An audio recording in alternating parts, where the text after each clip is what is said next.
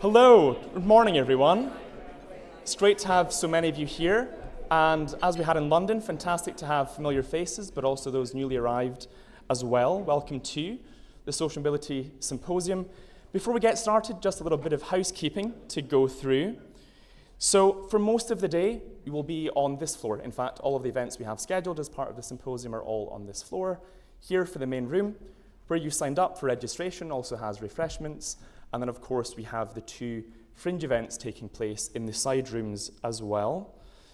Speaking of refreshments, plenty of breaks throughout the day, fret not, plenty of tea and coffee and biscuits to go around, as well as water to keep you hydrated.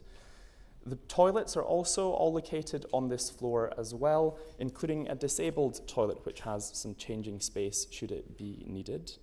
There's no test of the fire alarm planned, so if you do hear any alarm, make way to the nearest exit in an orderly fashion. Just to make you aware, we have, as you'll see around the room, but also throughout this floor, some filming and video throughout the day.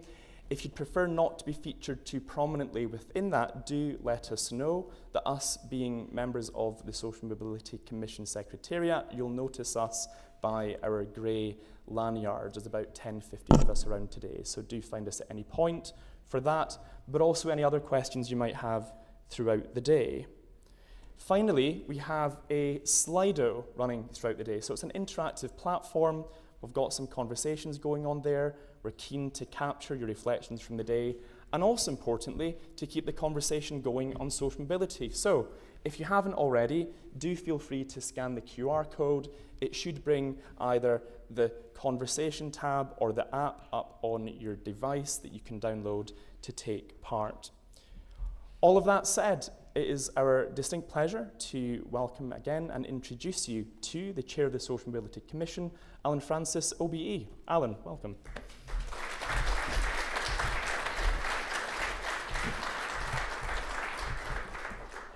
Thank you.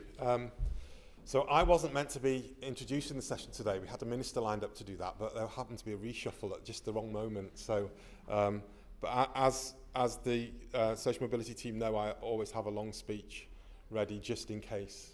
So I'm afraid you got me for the first 45 minutes. So first of all, thank you very much, all of you, for coming.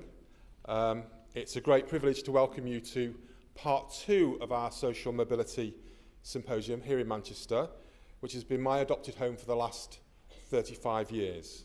There is a joke, of course, about which city in the UK can most righteously claim the status of the second city. And we know that in Birmingham they think it's Birmingham, and Leeds they think it's Leeds, and in Edinburgh they think it's Edinburgh, and Cardiff thinks it's Cardiff. But in Manchester we think it's London. So London is where part 1 of our symposium took place last week, and 1 or 2 of you, I think, were there as well as here. And that's fitting because London is where policy is made. It's where lobbying takes place. It's where most of the organisations who are interested in social mobility are based. And if you've read any of our State of the Nation reports in the last 3 years, reports which contain the empirical evidence on actual social mobility trends, you will know that conventional bottom to top, long-range upward mobility is much more likely to happen to someone growing up in one of the London boroughs than anywhere else in the UK. So London leads on so many indicators used to measure social mobility: school performance, university progression, elite employment, earnings, and so forth. And this is because of London's dominant and leading role in our economy. Now, it's not unusual to have a lead city in any country. It's not unusual for businesses to cluster together and for talent to gravitate towards opportunity, and for them to reinforce each other in an ever more virtuous and affluent cycle. Economists call it agglomeration, and it's fundamental to the dynamics of economic growth. But in our country, the gap between London and everywhere else is disproportionately big. And it means that we have huge geographical disparities which underpin massive variations in opportunity and outcomes. And these disparities, their causes and effects, explain a great deal about the current dilemmas which our country is facing. For the first time, it's not clear that the younger generation are going to do better than their parents. There are too many people and places who are left behind, whichever word you want to describe them. There is an increasing lack of public confidence in the ideas that hard work and talent will yield the benefits they should supposedly bring. And we don't seem to have sufficient stability and consensus in the policy world to be sure about what needs to be done to remedy this, what works, or even what good might look like. We shouldn't be overly gloomy. There are some superb social mobility success stories, and I can pick out a few. There's been a big shift, long-term shift in occupational structure, which has generated so many more opportunities for professional employment, and that's a long-term trend.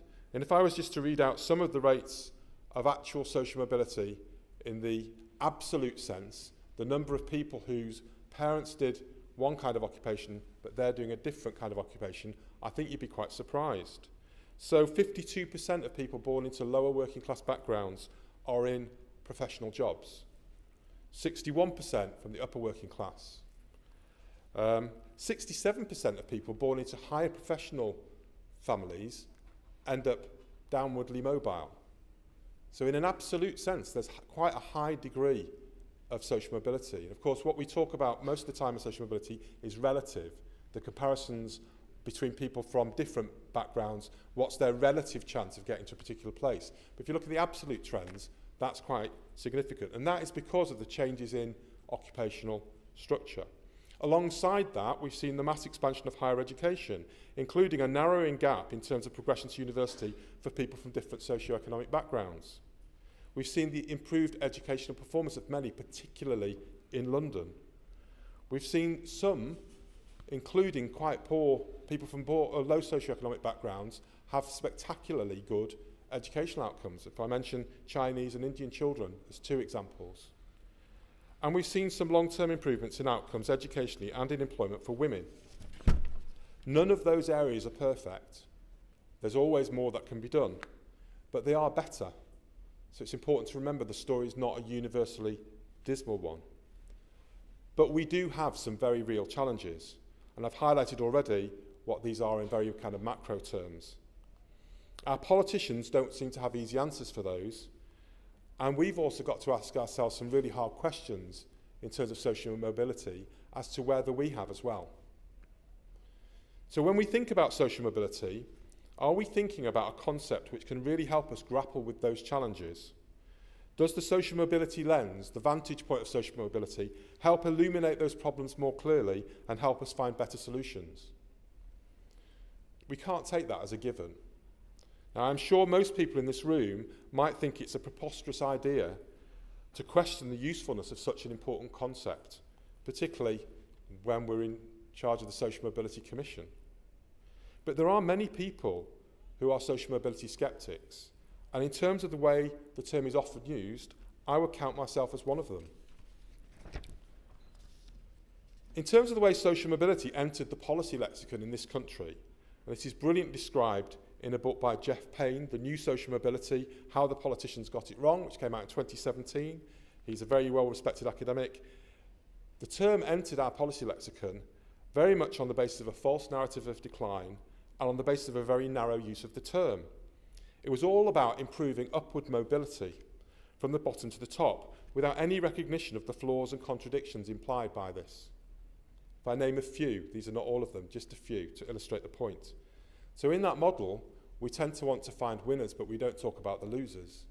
John Goldthorpe, who's a very famous sociologist, a pioneer of many of the important methodologies around social mobility measurement, and probably one of the world authorities, tells a story about being called into government around 2007, 2008, to a group, a round table discussion on social mobility. And when he pointed out that you can't have people going up without some people going down, nobody wanted to talk about it. That's far too difficult. But the fact is, you can't. If you're going to improve the mobility of some, it's at somebody else's expense, and that is a part of the story that doesn't get talked about much. The second issue is, so much depends on the accuracy of our definitions. And the definitions are very good in terms of helping us with macro trends, but they're not always good when you translate them over into individual narratives. When you want to spot who do you think should require help, who do you think are the ones that need the most interventions, that's a much more complicated story. Which definitions do you use? Do you use occupational background at 14? Well, that's the most reliable one and yet it's full of flaws. Particularly if you consider what I just told you a few minutes ago, most families are either on their way up or on their way down. And it's a very moving picture, it's a very fluid picture. And actually that's quite hard then to start to think, well, in terms of an individual, which indicators do you take to suggest actually they need more help than others? And how do you know they're not going to make that trajectory anyway, given what I've just described to you? Third, we tend to focus very much on equalising group outcomes. So it becomes, the challenge becomes, we've got people from different socioeconomic backgrounds, how do you equalise the outcomes for them? Sometimes, though, that can be quite misleading because you can end up not looking at the differences within groups.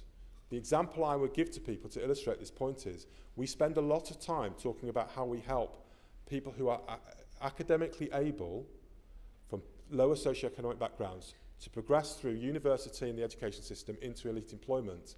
But there's been very little social mobility discussion about NEETs, who are at the other end of the spectrum at 16 to 24 are leaving school and they're not in employment, education or training, and we've got over 1 million of them. It's a significant, really significant issue. And if we're focused on, oh well, what we need to do is equalise the outcomes between people from different socio-economic backgrounds, you can lose focus on actually that wider issue. And I would argue, and I would defend this view quite strongly, you lose focus on the people that need help the most.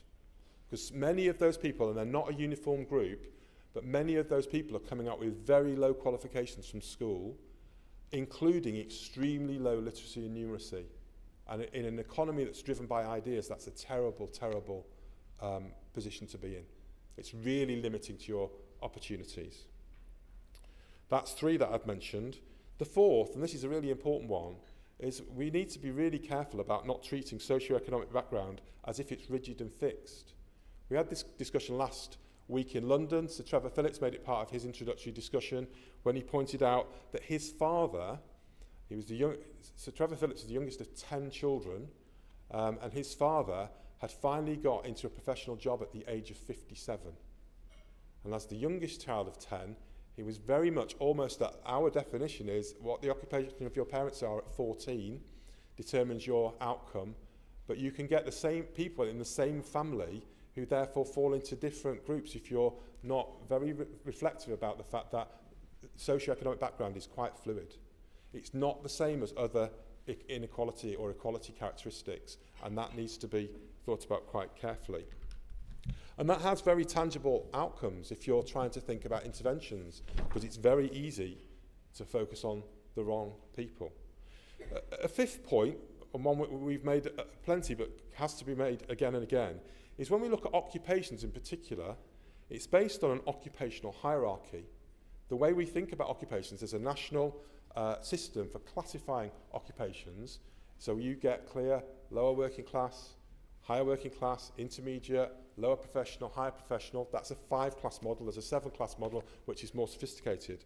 But actually, when you look at those closely, and I say this with heartfelt interest as somebody that runs a further education college in the north of England, many of the things we teach our students to do actually are classified as lower occupations, but actually we know they earn a lot of money. So the classic examples would be, well, who earns more, a plumber or a primary school teacher? Now there's more complicated aspects of that problem, but that hierarchy is quite important. And it can also lead us to start to think that actually the only good social mobility outcomes for somebody is to follow that professional pathway to elite occupations. And actually, that isn't always the right solution for everybody. And we might be just measuring the wrong thing. It's a bit, I would liken it to saying, if we decided that every horse in the country had to be measured, their qualities as a horse had to be measured on whether they were suitable to enter into the Grand National, and we said that was the only measure that you could have, then what would happen to all the Shetland ponies and the cart horses and these horses that are designed to do other things? Only a certain number of horses are designed to run steeplechase races, and most horses are not. So you can't use that surely as the measure for success. But in our education system, we'd probably do have that single measure of success. And in social mobility, sometimes we reinforce that. So that occupational hierarchy is a real challenge. And finally, too much of our social mobility discussion becomes very quickly about the equality of elites. It's about equality within elite groups. And therefore, actually, most people are not that interested because it's not about them. Only a small number of people are interested in that kind of equal outcome. And therefore, if we're not careful, we can define our social mobility problem in a way that actually, for many people across the country, they just think it's irrelevant. Now, I'd illustrate this point by when I first started in this role as Deputy Chair and then Chair of the Social Mobility Commission, I noticed a huge difference in attitude towards social mobility and the Commission when I met people in London compared to elsewhere. So employers in London are organised. They're very interested in social mobility in that particular version of it. They're very concerned about recruitment practices. They're very concerned about where they find talent from. They are really seriously interested in it, and they're doing a lot of work on it. When I came out to talk to some of the regions, they just kind of, well, okay, we'll talk to you, but it's not that high on our agenda. It's not that important to us. And when I had to explain to them, but I'm talking about a kind of slightly different way of thinking about it, then the conversation would open up. Because there are these real big disparities in terms of what kind of social mobility people see as being particularly important. And for many places outside London, they see that traditional model very much as saying, well, it's all about talent leaving us, and we want talent to stay. We want to think very differently about it. Now, I think that some of my scepticism about social mobility is based on the fact that I come from here, that I think about it in a way that many of those people do. There's this healthy scepticism about it.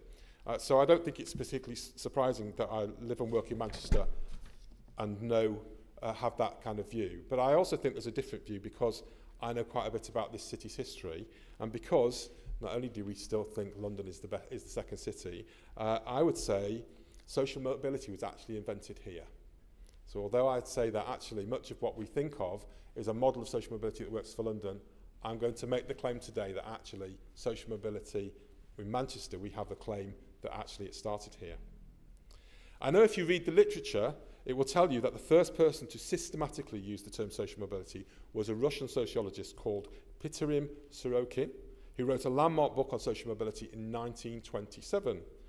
And that the sociological literature that we now know in the UK started with a man called David Glass in the 1950s, before the great names of social mobility studies, John Goldthorpe, Anthony Heath, Blau and Duncan, and a host of others, began to build the literature which we now have today, and it is a very rich and complex literature. But the idea that your origins should not determine your destination was not invented by academics. It was an essential aspect of the birth of modern societies. In pre-industrial societies, what we now call social mobility was not possible. They were rigid and hierarchical, so much so that your family name frequently was the same as your occupation. So I don't know if there's anybody in the room called Baker, anybody called Fisher, or Miller, or Turner, or Potter, or Cooper. I notice nobody's putting their hands up. There might be, but anybody called Smith? Comes from the term blacksmith. Anybody called Taylor? And if you want local ones for Lancashire, anybody called Webster? That was derived from the term for weaving, and of course Weaver, and of course a famous Lancashire name, Shuttleworth. These are all names that reflect, in pre-industrial times, your family name and your occupation were absolutely tied together. Even the name Walker, which apparently comes from a part of the process for making cloth, involved people walking on the cloth, so that's what people became known as Walker because of it. So, if your starting point was humble in those days, your family was tied to your occupation, it was passed on, there was not much in terms of social mobility, and you had almost no chance, if you were born into a humble family, of, for example, becoming an advisor to the king. That just wouldn't happen, which is the equivalent of a modern politician, really. So the king would have a court, and that court would be advisors, but they would always come from either a church background or another aristocratic background, and you wouldn't really have that route through. Now, that system broke down through a series of economic and social changes which undermined the aristocratic system and made what Napoleon first called the career open to talents, a term we sometimes still hear, more possible, and allowed individuals to acquire wealth, status and political influence in ways that hadn't previously been possible. And the apex of this process happened here in Manchester in the 1840s. So prior to that point, this city hadn't even been a city. It was a marketplace, and it started to expand from the 1750s. And what was crucial to Manchester's future was it had no landed gentry. So it's outside of the old guild system, it was outside of aristocratic control. It had one of the few places where a market could grow and there was no regulation. There was nobody to stop it happening. And so as it grew, so did the pressure of it to find forms of government and a voice in national politics. I am hugely truncating a very complicated story here, but it does make my point. And of course it did so most effectively through something called the Anti-Corn Law League. And if you've heard of the Anti-Corn Law League, if you haven't heard of it, or if you have heard of it, many of the members of the Anti-Corn Law League, first of all, formed a political group in Manchester which fought for incorporation, for the city to be made into a city. That was their first victory. And on the back of that victory, they then lobbied the government to change national economic policy to free trade. And why did they want that? Because cotton manufacturers and merchants wanted free trade, as opposed to aristocrats that wanted protectionism on corn, hence the Anti-Corn Law League. So by challenging national government, they opened up the world to free trade. And therefore that was seen as the cotton interest, the cotton merchants and manufacturers influencing national policy for the first time over and above the influence that the aristocrats had had. So the aristocrats wanted protectionism, protectionist policies on corn and therefore applied to other things. Cotton industry didn't, and Manchester won. Now the hero of this story has a statue down the road in St Anne's Square. His name is Richard Cobden. In my view, probably, there's a toss-up between one or two footballers, possibly, but probably Manchester's greatest figure in history, even if he also was an adopted Mancunian. Now what this story illustrates, is the point that we have made recently in our paper on innovation and social mobility. That social mobility shouldn't just be seen as about equivalising outcomes in an inequality sense. It needs to be situated much more firmly in understanding the economic and social processes which drive our country. And in that paper, we drew on some of the research that economists have done on innovation and how it works. And what they describe there is how, in the economic process, elites form, and in the process of doing that, they disrupt the existing elites. In this instance, the cotton industry disrupted the aristocracy, but you can see other changes. You can see the changes around modern tech, for example, and how disruptive that is in terms of traditional elites. And what tends to happen is that once elites establish themselves, they then start to protect themselves. They will lobby, they will form relationships with government, they will want all kinds of practice that consolidate their position.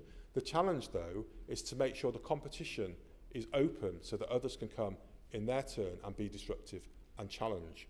And that dynamic process is quite critical to both driving growth, but also making sure constantly there's that openness to talent. When those things close down, the obstacles to talent are in place, you tend to find that those elites start to, what economists call, they tend to derive rents from their position rather than having an economy that brings benefits to everybody. Now, what that means, it's very important in terms of policy to think, actually, if that sits at the centre of economic growth, you can see the inherent link between a dynamic economy and one which fosters social mobility. And the key point being, it's not just about those elites, it's about what that brings in terms of wider economic and social benefits. Now, there's a tradition in economics which talks about this. People like Adam Smith talked about it, famously economist Schumpeter. But if you also prefer a slightly different tradition, I would just remind you that Keynes was also a fan in his younger days of Richard Cobden. It brings a perspective on social mobility which we've lost. And yet arguably it's central to making social mobility more relevant. The most important way, I think, is how can social mobility address some of those regional differences that I've been talking about and we've talked about in our previous literature. If it's not about economic opportunity, if it's not about those things and those things are taken as a given, then we just accept the shape of the economy that we've got. And that means for large parts of the country, opportunity is fairly limited. So it's only when we start to get into the economics as well as the social processes that we start to think, how can we unpick some of those disparities on a regional and geographical basis? It's also important to the current question about, well, what are we going to do to maintain this notion that each generation should be wealthier than their parents? And that is a significant challenge, not just in our country, but in others at the moment. That sense that you can't see that progress. And when you hear stories about young people, for example, who have followed the social mobility pathway, they've done well at school, they've left the area they came from, they ended up in London, they've got a professional job, and they can't afford a house.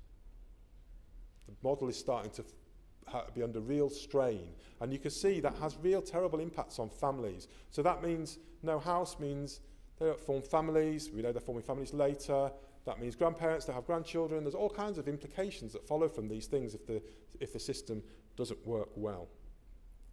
There's a whole range of other things also about how much talent is being wasted across the country because of where people are brought up or born. Well, I don't think I need to tell you that here in Manchester. You can see that, but my college is in Blackpool. But you can go to the northeast, you can go to Yorkshire, you can go to the Midlands, you can see all of these patterns where you think the economy just isn't vibrant enough to create that wider range of opportunities that we want to see. And it's also important that we find some ways of making this work well so that people start to believe that talent, hard work, the rules of the game really, actually are worth bothering with. And there's an increasing sense that actually some people are starting to feel they're not. That we need to reward those who acquire new skills, encourage them to have new skills, encourage them to be innovative, encourage them to think about where they can make their contribution. And the key to this is that we must have a high literacy, high numeracy learning society with lifelong skills. But that critically needs to include everybody. And as I mentioned earlier, there's a significant proportion of people in this country who are not part of that process. And we are not very good at helping them develop their skills in the way that I've just described. So, I won't labour the point, but I hope I'm persuading you to agree with me that this is a more promising theory of social mobility than the one which has tended to dominate policy. That we have to think about the integration of education and social processes with those wider economic changes, or we won't improve social mobility for everybody. We'll improve it for some, but not for others. I also think this is an approach which is really pertinent to the challenges that we genuinely face today. And that's especially true if we can find a policy mechanism for delivering it. And at the Social Mobility Commission, we think we can. And that's through place-based approaches. So we need a theory of social mobility which recognises that it must be grounded in economic growth, or it becomes a zero-sum game which can't include everybody. In our country, that means recognising the unevenness between London and elsewhere. It means we need to do more to understand the disparities that we've talked about, what's caused them, and how difficult it might be to turn those round. And we have to learn from places where that's happened. And of course, Manchester is the one that's done most in that respect. Manchester has changed dramatically. If you look at our indicators in all of our State of the Nation reports, you can see that Manchester's doing best outside of London in terms of the number of professional occupations, the range of opportunity it can provide in that respect. It's still doing quite badly on some other indicators, particularly outcomes for children, particularly school performance in some areas, and so forth. But bear in mind that Manchester has taken 35 years or more to get to the point it's now, and it's been a Herculean effort here. And if you look across the country, you can see other places starting on that journey, or some of them quite a way down that journey, other places further back. We did a podcast a couple of weeks ago with Steve Rotherham, the Mayor of Liverpool, and again you can see massive changes in Liverpool. But one of the things we discussed in that podcast was, yes, but it takes so long. It just takes so long. 35 years, that's 2 generations of children growing up in Manchester that haven't seen the benefits of all of that. So you think that pace of change is very, very slow in terms of how you get the benefits extending across whole communities. And if we want to have place-based strategies that will start to get underneath these problems, then I think we've got to be much, much more challenging in many respects. I'll mention a few. So innovation, enterprise, investment, they're not just about glamorous trophy projects. It's about reshifting a whole culture. And I know we're going to talk about that later on today in some work that we've got coming out. I think there's some really interesting challenges in there about what kind of education system we have. The foundation of our education system must be knowledge. It must be really important that people acquire knowledge and skills from education. But it's also about saying, but we need a variety of different people knowing different things, rather than that kind of grand national approach that I described earlier. As you can imagine, as somebody that works in an FE college, I'm a big supporter of technical skills, of applied learning. These are things that have been overlooked in our country because it's tended to be a one-size-fits-all model. And it's the creativity that's required for innovation comes from that mixture of really well-grounded knowledge and skills, but the application of them. Some innovations are not complicated. They are really simple things that people just do because they know their work process well, and they make small adjustments that make massive changes. Others are much more complicated, like some of the tech things that we see. That means we can't have that one-size-fits-all university model. We have to have degrees, but we also have to have apprenticeships with strong foundations in the reality of work, and we have to be flexible at how we deliver them.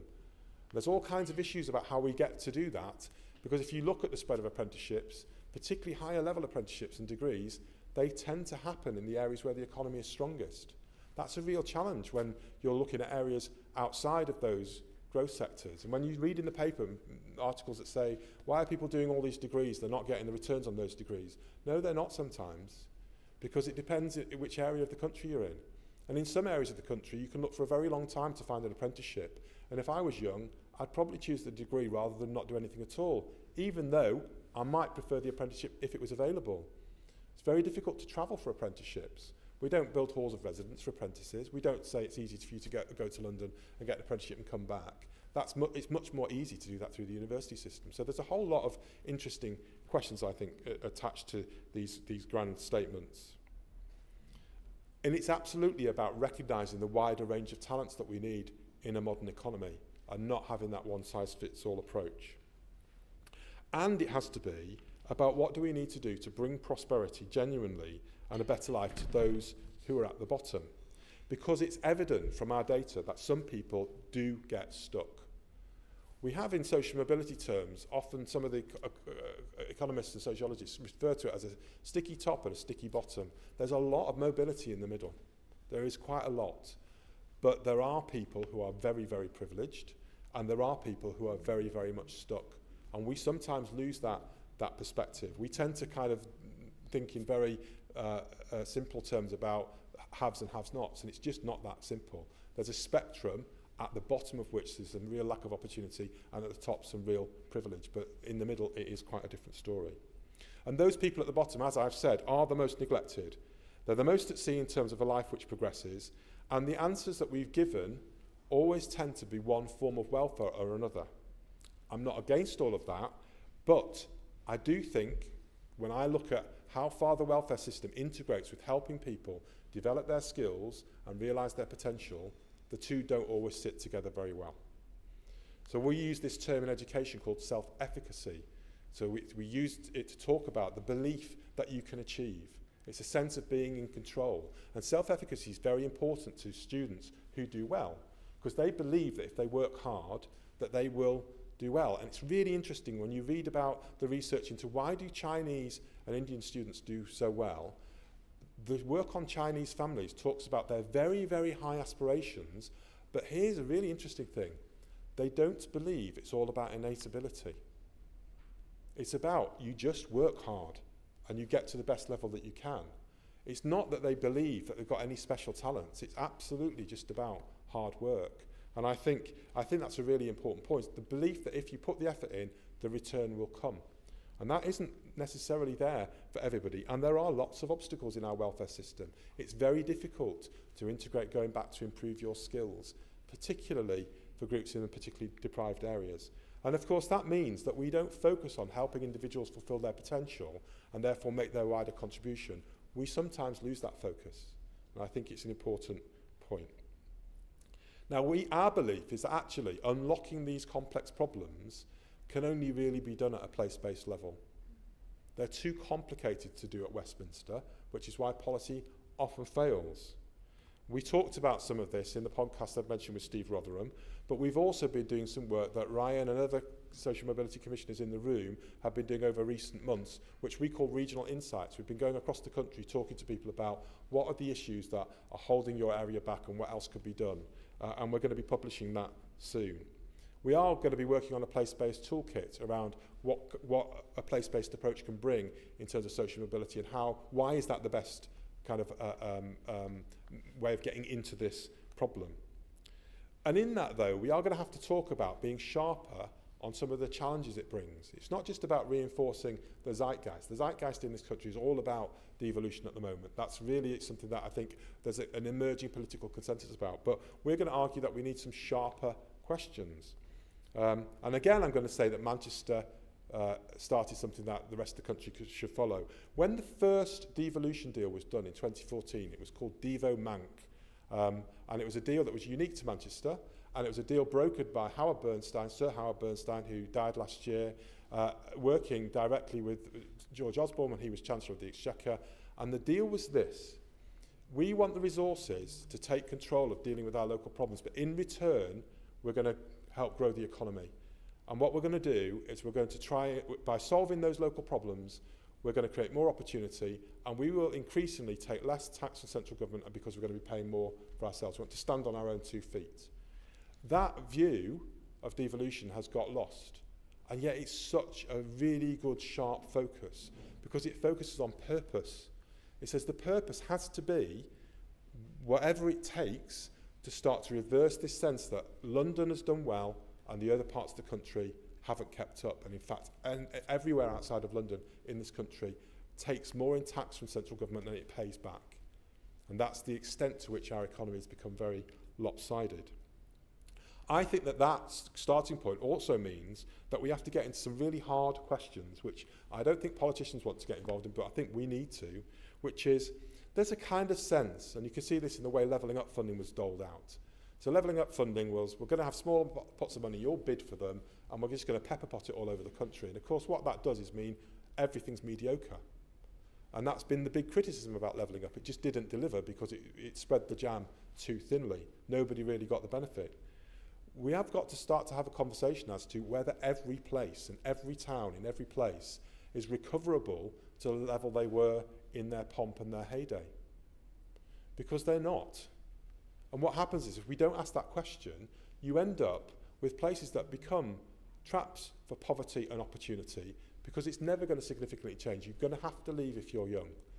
Now that doesn't mean that's the same for everybody, but it does mean you can't just try and do the same for everywhere because it just isn't going to work. So for Manchester, for example, the view from all of the people who know a lot about this, who look at cities and growth, would say for all the work done in Manchester, for it to lift the surrounding area, it needs to be 3 times bigger than it is currently. But that is the best future for the surrounding towns, is for Manchester to grow and the spillovers to happen. But we need to think that through more carefully across the country, rather than giving the sense that everywhere can improve, everywhere can change, and not really looking at what that practically implies. Now, it also means giving more control to those local areas within a much more managed framework, and it means taking on some things that currently are obstacles in terms of that devolution place-based approach. We know that there's been some things in that process have worked well, but others have worked less well. But we can also see some real inflexibilities. Education is one of them. If we talk to the mayors, they all say the DfE is the most inflexible, the least understanding of those place-based differences. We've got a session later on the theme of why do some places in this country persistently, I don't mean for 5 years or 10, I mean for 30 years, come bottom in terms of educational outcomes. And we've had a host of things to try and improve those outcomes, and they're still bottom. Why do we not understand that? Why do we not have better strategies for that? Why do we keep changing our policies all the time? But there is something there that's really important, and it affects whole communities and places, which we need to understand. And that education is central to that. Apprenticeships is another example. I've mentioned some of the things about the geography of apprenticeships, but that is an area where actually, arguably, greater control at a local level might produce some much better outcomes. And I think building this whole notion of innovation, the role of our universities being restored to their original function. Most of our universities started off because they had a direct relationship to the businesses and the economics of their area. I think that needs restoring, but they also need to be much more helpful in terms of how we solve some of our social, educational and cultural issues as well.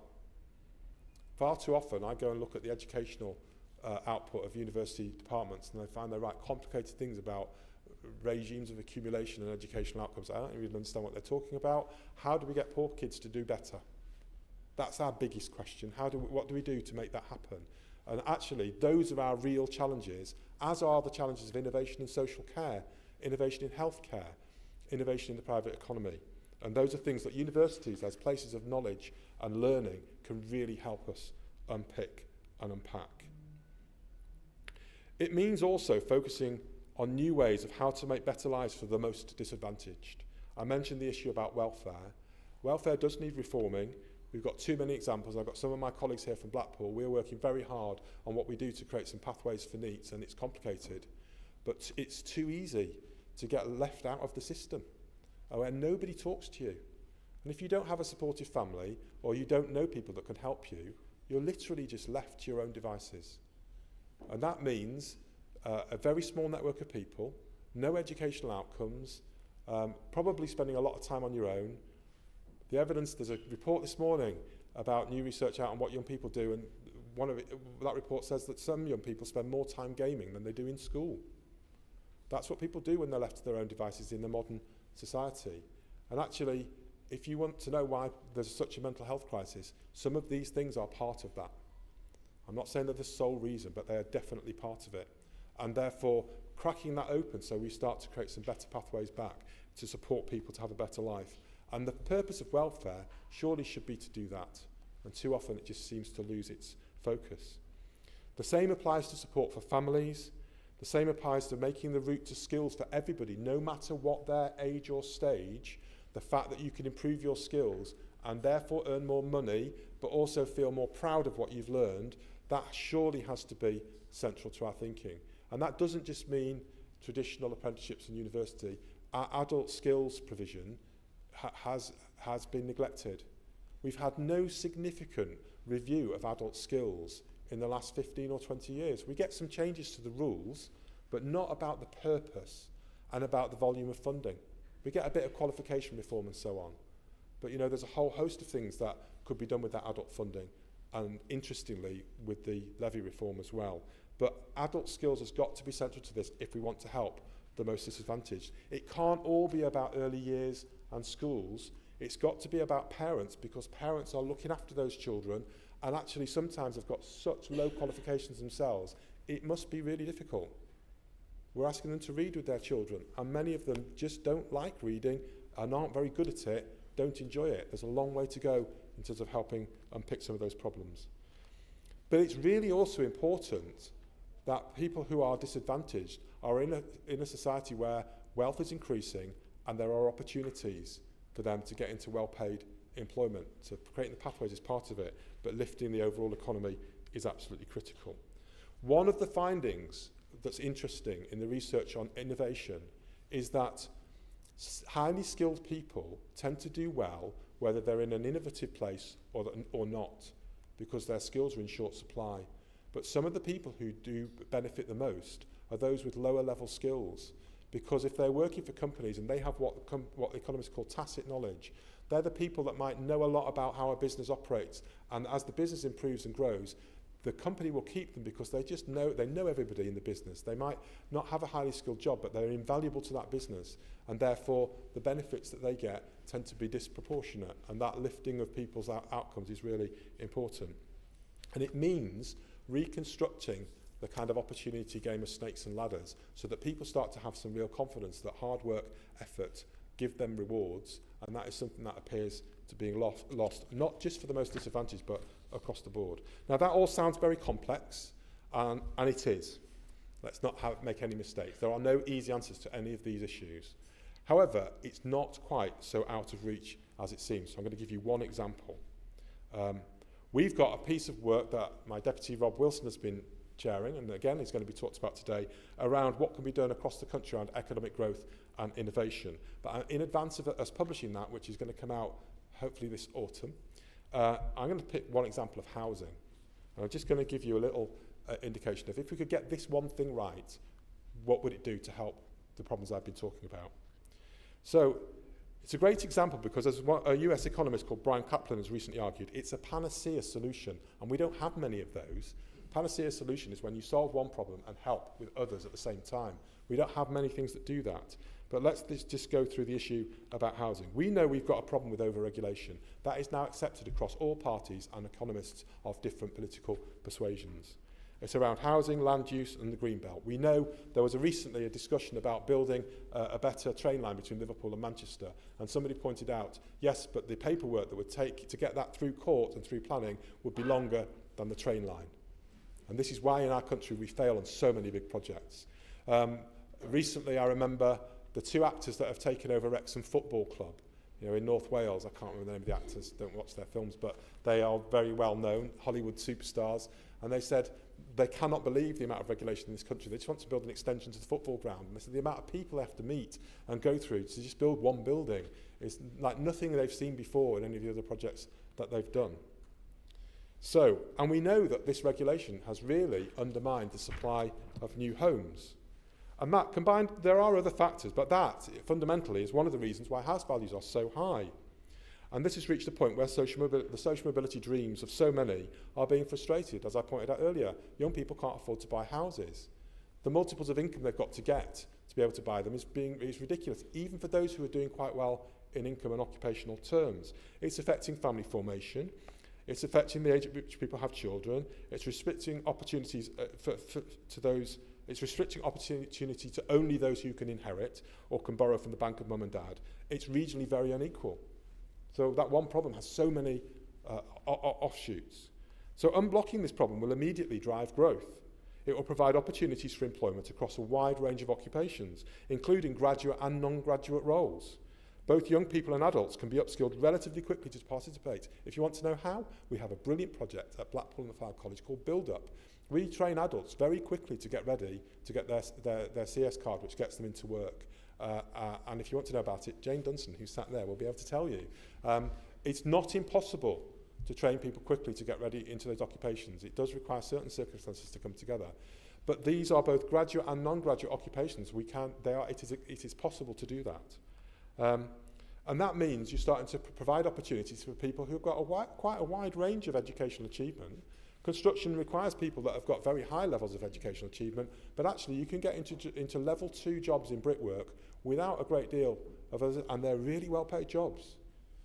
So, it will also solve our housing crisis, bringing down prices, reducing rents in the private sector, and allowing us to reduce transience, which in some areas is a massive problem, particularly some of our seaside towns, and homelessness, which is a problem all over.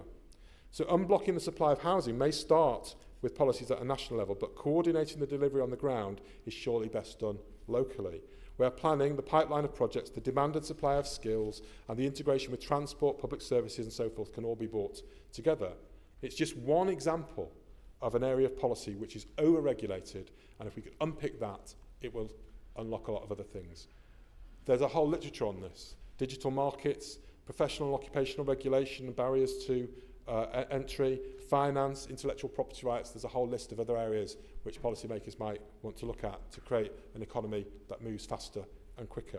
I give these examples of why it's worth taking a different view on social mobility in the way that we've described, because it's only if you start to take that macro view that you start to be able to underpin some of those things that need to be done to bring that opportunity to everybody.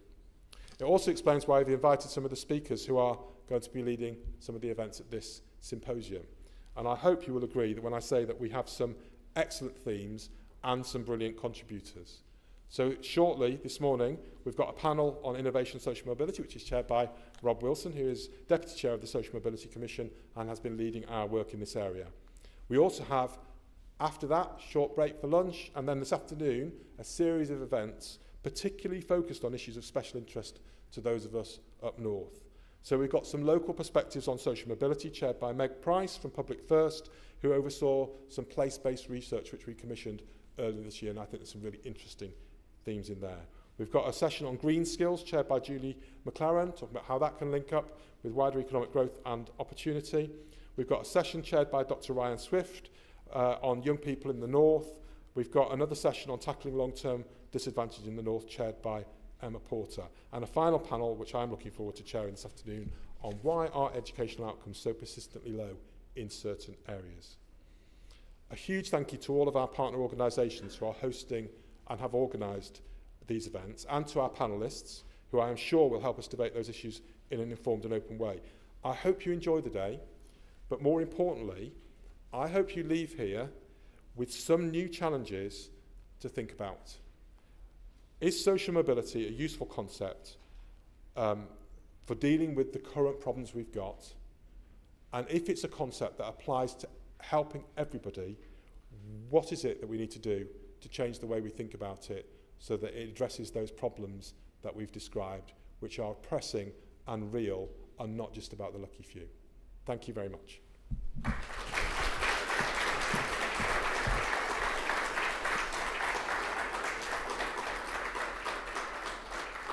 Okay, I think now there is a short break and then reconvene back in here for Rob's session on social mobility and innovation. And when you've done these two sessions, you get some lunch. Thank you.